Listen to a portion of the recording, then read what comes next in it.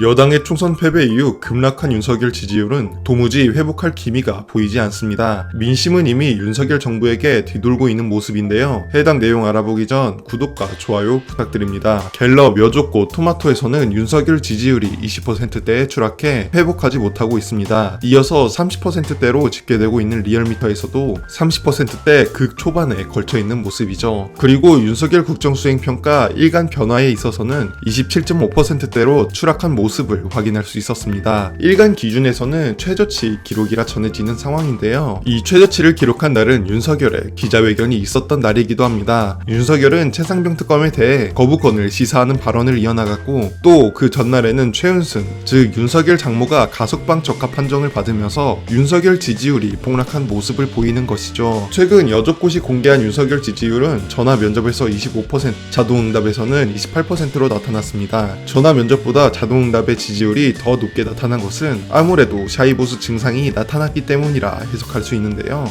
윤석열 지지층도 결국 윤석열을 지지하는 것을 부끄러워한다 해석할 수 있습니다. 그러면서 오늘 리얼미터에서도 더불어민주당 지지율이 40.6%로 지난주 대비 4.5%포인트 상승했고 국민의힘 지지율은 32.9%로 지난주 대비 0.8%포인트 상승했습니다. 양당 간 격차가 오차범위 바뀐 7.7%포인트로 벌어진 상황인데요. 조국 신당이 12.5%의 지지율을 가지고 있음에도 민주당의 지지율이 이 정도나 나타났다는 것은 정말 심상치 않은 것이죠. 또 이원석 검찰총장이 김건희에 대해 신속한 수사를 지시했는데요. 이에 국민 약 60%가 특검을 막기 위한 물타기일 것이라 판단했습니다. 이미 검찰이라는 조직에 대한 신뢰도가 바닥을 기고 있다는 것을 확인할 수 있는 지표였는데요. 그러면서 오늘 검찰이 최재형 목사를 소환하는 모습을 보였습니다. 일각에서 들려오는 굉장히 끔찍한 시나리오가 떠오르는 상황인데요. 검찰이 김건희 명품백을 두고 알선 수재죄가 아닌 청탁금지법 위반 혐의 수사에 국한될 경우 김건희를 처벌할 수 있는 명확한 조항이 없어 기소 대상이 아니라는 결론만 나올 가능성이 큽니다. 다만 최재형 목사는 공직자의 배우자에게 금품을 제공한 혐의로 처벌을 받을 수 있는 상황이죠.